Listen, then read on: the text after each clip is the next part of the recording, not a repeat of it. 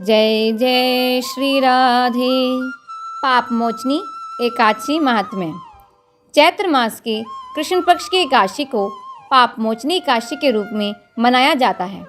इस दिन शंख, चक्र, गदा और कमल धारण करने वाले सृष्टि के पालनहार भगवान श्री हरि विष्णु के चतुर्भुज रूप की पूजा की जाती है।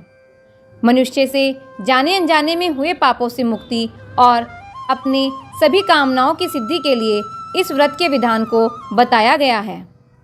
एक बार धर्मराज युधिष्ठिर जी ने भगवान श्री कृष्ण से पूछा कि हे केशव, चैत्र मास के कृष्ण पक्ष की एकादशी का क्या नाम है और इस व्रत को करने से क्या लाभ होता है।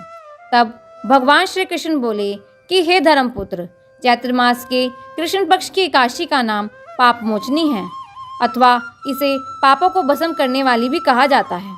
इसका माहात्म्य एक दिन लोमस ऋषि से राजा मानधाता ने पूछा था। तब लोमस ऋषि ने बताया कि एक चित्रत नाम का सुंदर वन था, जो देवराज इंद्र का क्रीड़ा स्थल भी था।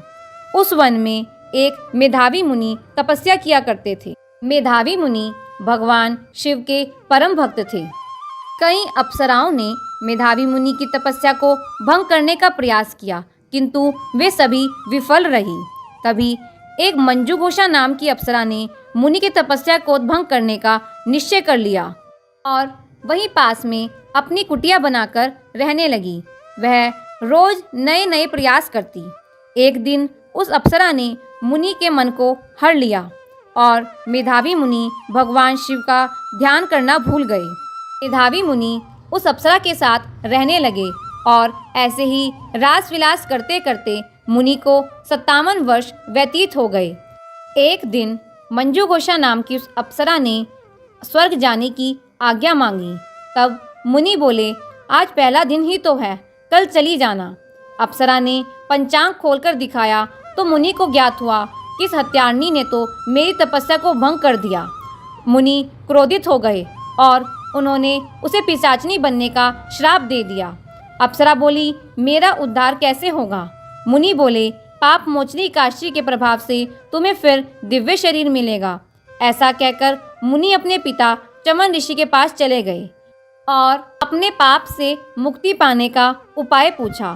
तब पिता ने भी उन्हें पाप मोचनी एकादशी का व्रत करने को कहा। पिता की आज्ञा पाकर मेधावी ऋषि ने विधि पूर्वक इस व्रत को किया, जिससे उनके सब पाप नष्ट हो गए।